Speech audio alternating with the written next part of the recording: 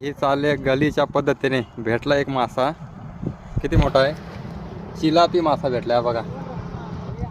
आणि इकडं बारकी बारकी पोरं आहेत ना, मस्तपैकी गलीचा आनंद घेतात, टाइमपास.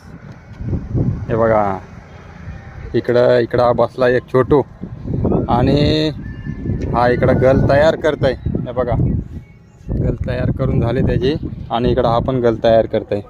तर ही फेकायची पद्धत, फेकली तर तुम्हाला मासा दाखवतो मी किती भेटलं त्यांना. तर हे बघा हे मासे भेटलेत त्यांना, बरेचसे मासे भेटले चिलापी. हा बघा हा एक आणला, दाखव ना. हा बघा हा एक मासा आणलाय त्याने.